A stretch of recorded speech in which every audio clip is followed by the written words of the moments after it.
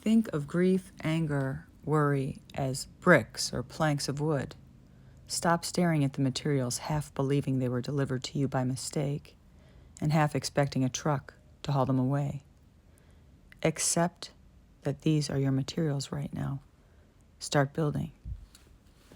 That was from Maggie Smith. She's got a delightful book called Keep Moving, which I thought was about Parkinson's, of course, because everything is Parkinson's colored. Everything feels like it's Parkinson's. That's what I see when I look in the world if I am not incredibly well or balanced, actually. But this book called Keep Moving, Notes on Loss, Creativity, and Change is much more universal than just that one description of Parkinson's. I wondered also about curiosity, not just through this book or through the things that I've been reading, including lots of material on social media, which I'll touch on today. But curiosity is the antidote to anger, as the antidote to suffering and even projection. If I'm curious about you and not terribly certain, I can't draw any conclusions that are solid. Everything's always moving around. Not necessarily in a slippery way, just moving. People are not solid, they're fluid. We are mostly water after all. We have different affinities and we're all sort of theoretically promiscuous if you think about it. I have very strong beliefs, but they're weakly held. I want to observe the ego, but this requires capacity, some energy, some form of awareness.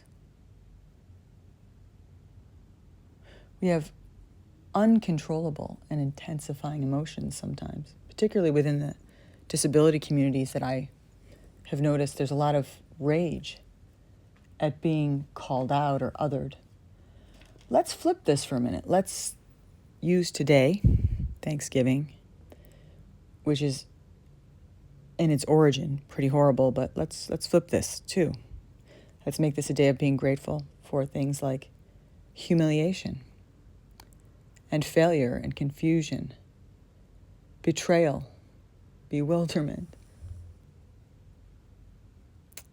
hypervigilance from trauma or bullying or shunning, the othering, the ableism, the abandonment, the cruelty we've experienced, all informs us on how to be helpful and useful to those who are going through things we can't even fathom. How can I know what it's like to be in your shoes? I can't. I simply cannot, no matter how empathic we consider ourselves. And I really love this trend of calling other people out with our wands, like pointing my shadow at you. And then, of course, I take on all the righteous and lovely qualities. Oh, hell no. We are all in this muck together, and it is sticky. There is no way out. I've noticed on social media, in particular X or Twitter, whatever it's called now, there's this trend of like, look at how terrible this is. Look at how terrible these people are. Bad. They are causing the problem. They are the problem. What an unproductive use of our energies. The knives are out, and we didn't even read the article that was cited. We've already chosen to use this emotional contagion, this sort of like mob mentality to recognize that we are worthy and they are not. But understanding this does not mean we condone it. Recognition is not agreeing with someone. To say, I understand how someone could be upset about these tragedies of war is not saying the war itself is great or taking a side. And yet these nuances are completely lost on places where there's not enough word count, where nuances are just invisible. We cannot see body language. We cannot hear the cadence. We cannot hear the inflection, it's really like creating sort of a cemetery of extremes. This person is bad, this person is good. No one is all one thing. Even psychopaths probably have their good points. Although I've only really met one person. I don't know that I'd call him a psychopath, more like a sociopath. He had a smidgen of remorse once in a while.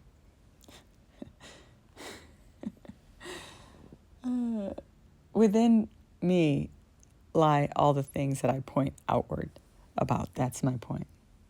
Exactly. There's no elegant way to describe any of these. This is not a confession, by the way. I'm simply pointing out that we're all in it together. Letting go of that friend cemetery, that prison we keep for others. Oh, what a relief. That doesn't mean we jump in and start contacting the person. They may not be ready or willing to disentangle from their stories. I've had people create this whole thing about me with lateral aggression based on a story that was told to them by one of my exes, who got it from my other ex, who has abused all of them. He needed to keep us from commiserating. He needed to keep us from telling each other the same story because he's done it to all of us.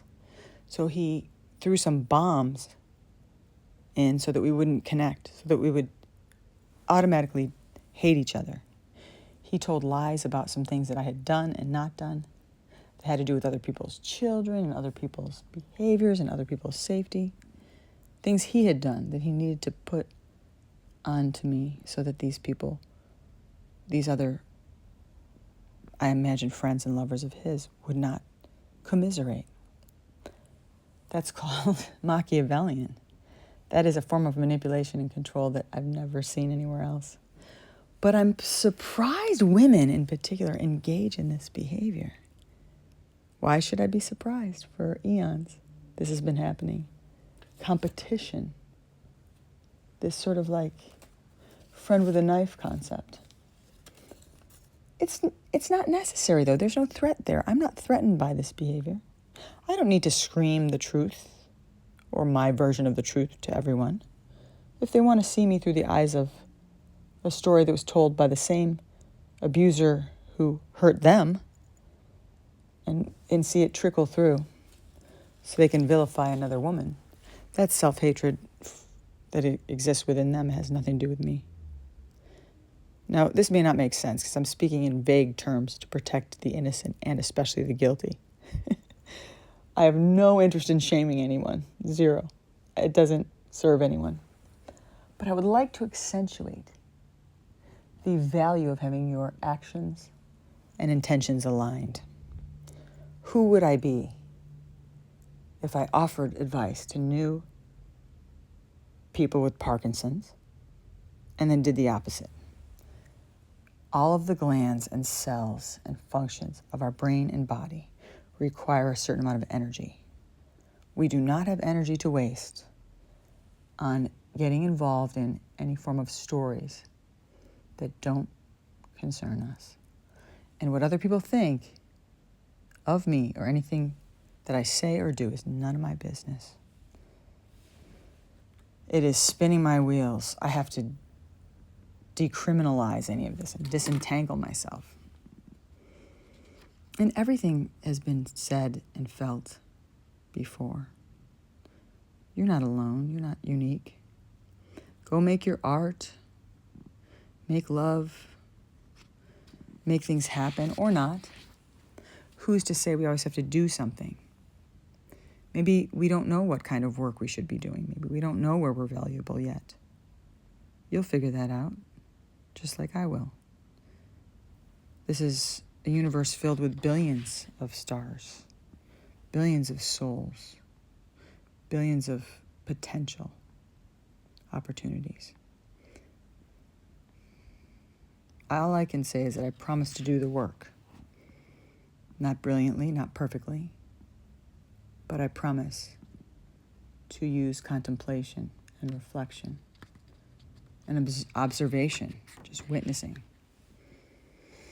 You don't need permission from anybody to do this. It's available to you at all times. You know this. You know holding a grudge and having resentments is going to pull you back. It's a weight. You know that you don't have time to try to figure out what everybody else's motivations are. We're not mind readers, and we don't have to control anyone. The truth is not in any one person's hands or perception. That's all subjective truth. Like when someone says, they just tell it like it is. Well, what is it? And for whom? Trust yourself. Trust the future. Trust the past was there to leave what it did. And then consider that maybe we don't have free will. Hear me out here. I've been reading a little too much. I'll try to cite my sources later. There was an author recently who wrote a book about free will, and he's very clear about the fact that we do not all come from the same experience. Hello? The kid who had every advantage might be doing better academically or career-wise than the kid who had nothing and was in an abusive situation, had to use their energy to protect themselves. Like I said, we only have so much energy. We're all only human. Be curious about how you can judge people who do not have the same experience. And we cannot know what someone else's experience is. When I look at people, for example, passersby, I try not to create stories because who knows what they've endured or what they're currently experiencing. I can pay attention and listen closely. I can drop more into heart and less into intellect or mind or thinking. And when something hurts, I don't automatically try to squirm away from it. I don't try to distract or cover it or bypass it. Bypassing doesn't work. It's why people feel like imposters. When someone's telling you to be happy, you can see they're still gritting their teeth and they're furious. It's funny, right? I've been that person. Sometimes I still am. I'm working on that. When someone says they're not afraid and you can see that they're terrified, it's okay to be afraid. Of course, it's okay to do it. Like I said, you don't need permission. But why not just let it be and recognize that it's impermanent, just like everything else? You can do this in your own unique way. You don't need my help or some special foundation of knowledge. Let all these changes and intersections and confusing, confounding, tumultuous times remind you that there is going to be this cloud of chaos. There's always the possibility of finding your center. It's available to you. Imagine what might await you on the other side of that impossibly thick, dark forest. Imagine the clearing and the sunshine. Just keep going with this. And a lot of this was inspired by Maggie Smith's book.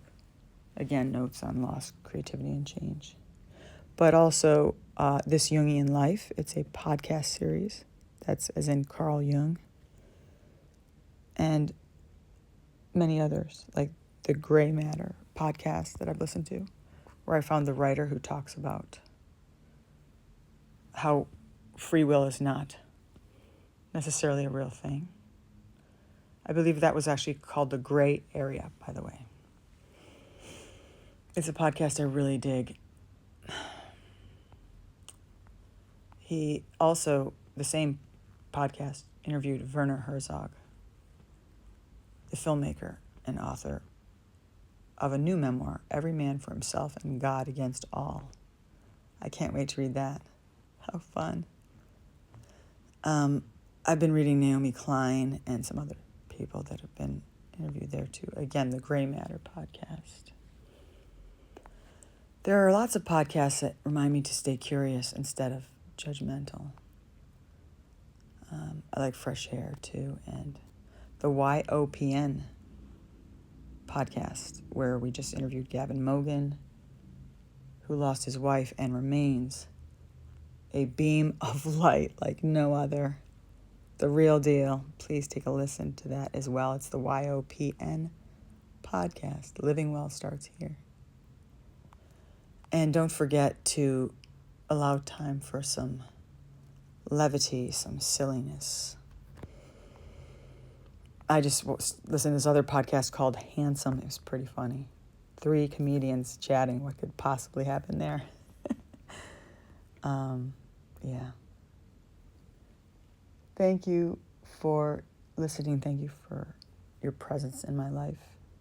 Even if you are someone whom I haven't met yet, there's a chance you're listening to this because something about what I've reflected on here is relatable. If not, maybe you're here to mock me. I hope you do, because I think I'm incredibly silly. And again, I'm a messenger, not an original or brilliant mind. I'm just a messenger. I'm a collector. I'm an amalgam. I'm like an algorithm. I'm just keeping things moving in many ways. And I try to connect people as a resource within my communities of disability, especially Parkinson's. I'm Heather Kennedy. I write as Kathleen Kiddo, and I appreciate you. On this day where many Americans give thanks, and let's not forget the real stories behind the stories.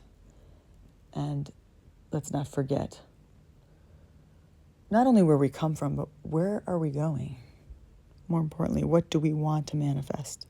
How will we use our precious time? What will we focus on? Much love to you.